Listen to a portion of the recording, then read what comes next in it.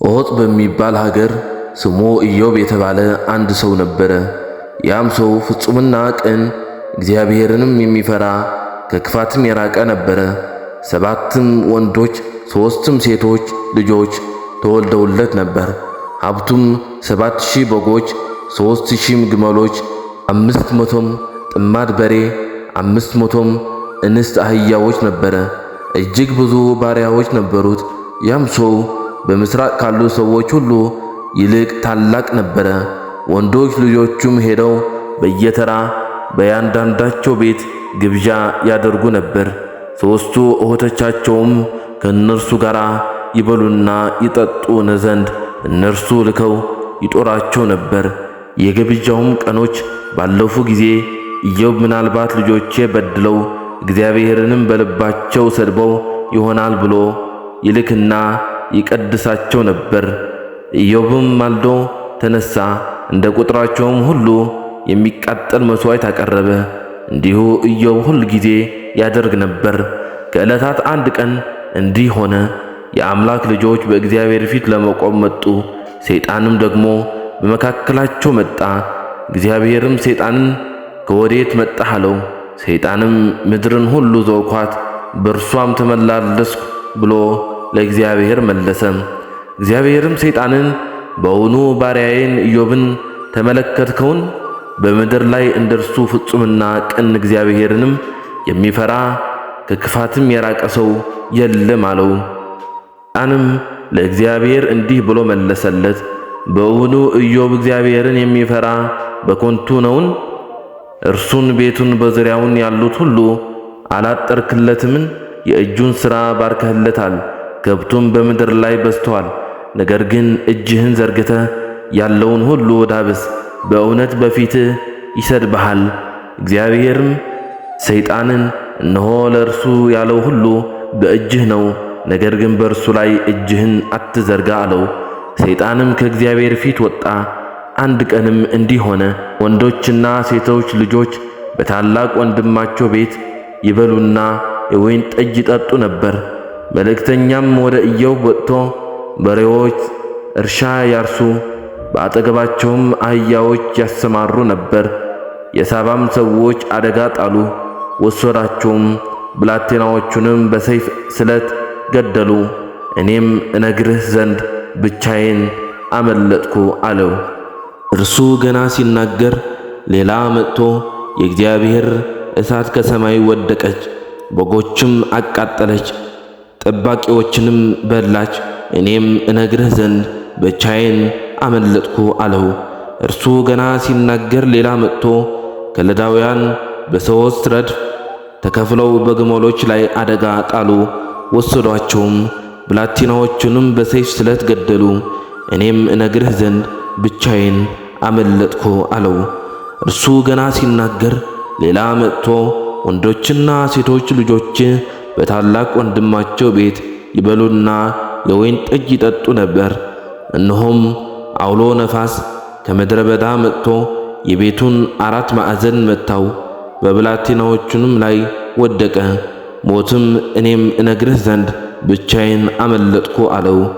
ኢዮብም ተነሳ፣ መጎናጸፊያውንም ቀደደ፣ ራሱንም ተላጨ፣ በምድርም ላይ ተደፍቶ ሰገደ፣ እንዲህም አለ፣ ራቆቴን ከእናቴ ማኅፀን ወጥቻለሁ፣ ራቆቴንም ወደዚያ እመላለሳለሁ። እግዚአብሔር ሰጠ፣ እግዚአብሔርም ነሣ፣ የእግዚአብሔር ስም የተባረከ ይሁን። ሰይጣን ዲያብሎስ ኢዮብን ያየው ነበር። ኢዮብ ግን ሰይጣን እያየው መሆኑ አያውቅም ነበር። እግዚአብሔር ሰይጣንን እንዲህ አለው፣ አገልጋይን ኢዮብን አየኸው? በምድር ላይ እንደሱ ያለ ሰው የለም። እኔ የምለውን ይሰማል፣ እንዲሁም ትክክል የሆነውን ነገር ያደርጋል። ሰይጣንም እንዲህ ብሎ መለሰ፣ ታዲያ ቢታዘዝህ ምን ይገርማል? መጥፎ ነገር እንዳይደርስበት ትጠብቀዋለህ፣ የሚያስፈልገውንም ሁሉ ትሰጠዋለህ። መሬትና እንስሳት ሰጥኸዋል። እስቲ የሱ የሆነው ነገር ሁሉ ውሰድበት። አንተን ማምለኩ ይተዋል። ከዚያም እግዚአብሔር ከፈለግ ኢዮብን ልትፈትነው ትችላለህ፣ እንድትገድለው ግን አልፈቅድልህም አለው። እግዚአብሔር ሰይጣን ኢዮብን እንዲፈትነው የፈቀደለት ለምንድን ነው? ኢዮብ ፈተና ቢደርስበትም ለእርሱ ታማኝ እንደሚሆን እርግጠኛ ስለነበረ ነው። ሰይጣን ኢዮብን ለመፈተን የተለያዩ አደጋዎች አደረሰበት። የመጀመሪያ ሳባውያን የሚባሉ ሰዎች ልኮ የኢዮብን ከብቶችና እህቶች እንዲወስዱበት አደረገ። ቀጥሎም የኢዮብ በጎች በእሳት ተቃጥሎ ሞቱ። ከለዳውያን የሚባሉ ሌሎች ሰዎች ደግሞ ድንገት መጥተው ግመሎቹን ወሰዱበት። እንስሳቱ እየጠበቁ የነበሩት አገልጋዮቹም ተገደሉ። ቀጥሎ የደረሰው አደጋ ደግሞ ከዚህ ሁሉ የባሰ ነበር። የኢዮብ ልጆች በሙሉ አንድ ላይ ተሰብስበው እየበሉና እየጠጡ ሳሉ የነበሩበት ቤት እላያቸው ላይ ፈርሶ ሞቱ። ኢዮብ በጣም አዘነ። እግዚአብሔር ማምለኩን ግን አላቆምም። ሰይጣን ኢዮብን የበለጠ ማሰቃየት ፈለገ። ስለዚህ ሰውነቱ በሙሉ እንዲቆስል አደረገ። ኢዮብ ቁስሉ በጣም ያሰቃየው ነበር። ይህ ሁሉ ችግር የደረሰበት ለምን እንደሆነ አላወቀም። ሆነም ኢዮብ እግዚአብሔር ማምለኩን አልተወም። አምላክ ይህን ሲያይ በጣም ተደሰተ። ከዚያም ሰይጣን ኢዮብን ለመፈተን 3 ሰዎችን ላከ። ሰዎቹ ኢዮብን እንዲህ አሉት፣ ይህ ሁሉ የደረሰብህ የሠራኸውን ኃጢአት ለመደበቅ ሞክረህ መሆን አለበት። አምላክ እየቀጣህ ነው። ኢዮብም እኔ ምንም የሠራሁት ጥፋት የለም ሲል መለሰ። ኋላ ግን ይህ ሁሉ ችግር ያመጣበት እግዚአብሔር እንደሆነ አድርጎ ስላሰበ አምላክ መጥፎ ነገር እንደፈጸመለት ተናገረ። ሲነጋገሩ ኤሊሁ የሚባል አንድ ወጣት ዝም ብሎ እያዳመጠ ነበር። በኋላም እንዲህ በማለት ተናገረ፣ ሁላችሁም የተናገራችሁት ነገር ስህተት ነው። እኛ ስለ እግዚአብሔር የማናውቀው ብዙ ነገር አለ። እሱ መጥፎ ነገር ሊያደርግ አይችልም። ሁሉንም ነገር ያያል፣ እንዲሁም ችግር የደረሰባቸው ሰዎች ይረዳል። ከዚያም እግዚአብሔር ኢዮብን አነጋገረው፣ እንዲህ አለው፣ እኔ ሰማይና ምድርን ስሰራ አንተ የት ነበርክ? መጥፎ ነገር እንደፈጸምኩብህ አድርገህ የምትናገረው ለምንድን ነው? ይህ ሁሉ ነገር የሆነው ለምን እንደሆነ ሳታውቅ እንዴት ዝም ብለህ ትናገራለህ? ኢዮብ ስህተት እንደሠራ በማመን እንዲህ አለ፣ ተሳስቻለሁ። ስላንተ ሰምቼ ነበር፣ አሁን ግን በደንብ አወቅኩህ።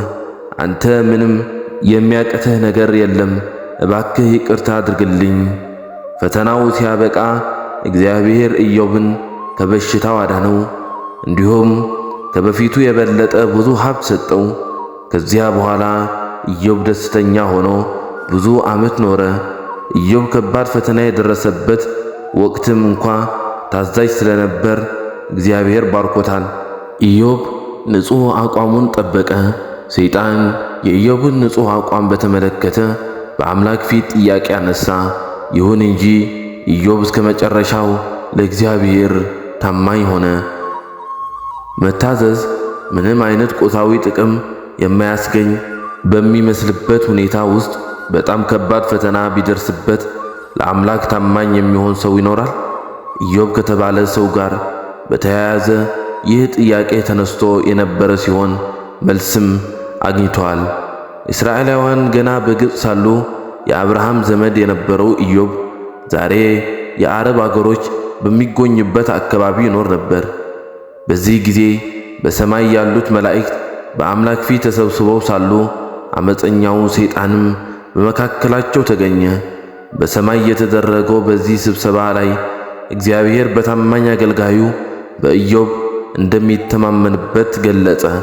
እንዲያውም እግዚአብሔር በምድር ላይ እንደ ኢዮብ ያለ ታማኝ ሰው እንደሌለ ተናገረ።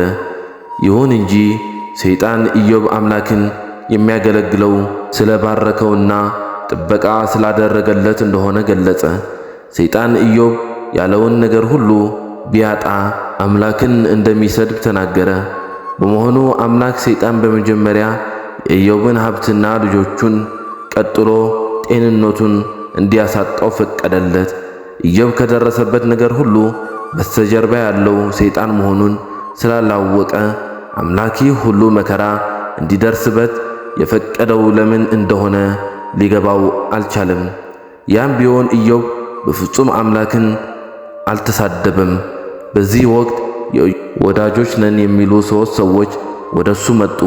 በኢዮብ መጽሐፍ ውስጥ ሰፍሮ እንደሚገኘው እነዚህ ሰዎች ኢዮብ በስውር በፈጸማቸው ኃጢአቶች የተነሳ አምላክ እየቀጣ መሆኑን ለማሳመን ተራ በተራ ጥረት አደረጉ። በእርግጥ ያቀረቡት ሐሳብ የተሳሳተ ነበር። 3ቱ ሰዎች ይባስ ብለው አምላክ በአገልጋዮቹ ደስ እንደማይሰኝና በእነሱ እንደማይተማመን ተናገሩ። ኢዮብ እነዚህ ሰዎች ያቀረቡትን የተሳሳተ ሐሳብ አልተቀበለውም።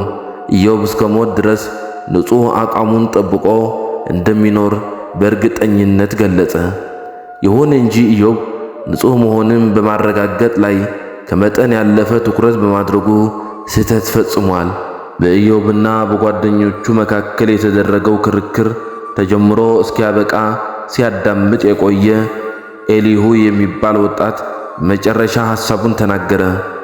የእግዚአብሔር ሉዓላዊነት መረጋገጡ የማንም ሰው ትክክለኛነት ከመረጋገጡ ይበልጣል። ትልቅ ቦታ ሊሰጠው የሚገባ ጉዳይ እንደሆነ ኢዮብ ሳይገነዘብ በመቅረቱ ኤሊሁ ገሰጸው። ኤሊሁ ለኢዮብ የሐሰት ወዳጆቹም ጠንከር ያለ ተግሣጽ ሰጣቸው። ከዚያም እግዚአብሔር አምላክ ለኢዮብ እርማት በመስጠት አስተሳሰቡን እንዲያስተካክል ረዳው። እግዚአብሔር አስደናቂ የሆነ በርካታ የፍጥረት ሥራዎችን በመጥቀስ ከአምላክ ታላቅነት ጋር ሲወዳደር ሰው ኢምንት መሆኑን ኢዮብ እንዲገነዘብ አደረገ። ኢዮብም አምላክ የሰጠውን እርማት በትሕትና ተቀበለ። እግዚአብሔር ከአንጀት የሚራራና መሐሪ በመሆኑ ለኢዮብ ጤንነቱን የመለሰለት ሲሆን ሀብቱም በፊቱ እጥፍ አድርጎ ሰጠው። እንዲሁም 10 ልጆች በመስጠት ባረከው። ኢዮብ ከባድ ፈተና ቢደርስበትም ንጹሕ አቋሙን ጠብቆ የእግዚአብሔር ጎን በመቆሙ ሰዎች ፈተና ሲደርስባቸው ለአምላክ ታማኝ እንደማይሆኑ ሰይጣን ለሰነዘረው ክስ አጥጋቢ መልስ ሰጥተዋል። ሰይጣን በወቅቱ በምድር ላይ ከነበሩ ሰዎች ሁሉ ይልቅ ነቀፋ የሌለበትና ፈሪሃ አምላክ የነበረው ኢዮብ አምላክን የሚያገለግለው ለጥቅሙ ሲል ብቻ እንደሆነ ሲናገር የማሰብ ችሎታ ያላቸው ፍጡራን በሙሉ አምላክን የሚያገለግሉበት ምክንያት ይኸው መሆኑን በተዘዋዋሪ መንገድ መግለጹ ነበር። በዚህ መንገድ ሰይጣን ሰው ንጹሕ አቋሙን በመጠበቅ ከእግዚአብሔር ጎን መቆም መቻሉ አጠያያቂ እንዲሆን አደረገ። ይህ ጉዳይ ሰይጣን የእግዚአብሔርን የመግዛት መብትና አገዛዙ ጽድቅ የሰፈነበት መሆኑ በተመለከተ በኤደን ውስጥ ያነሳው ጥያቄ ክፍል ነው።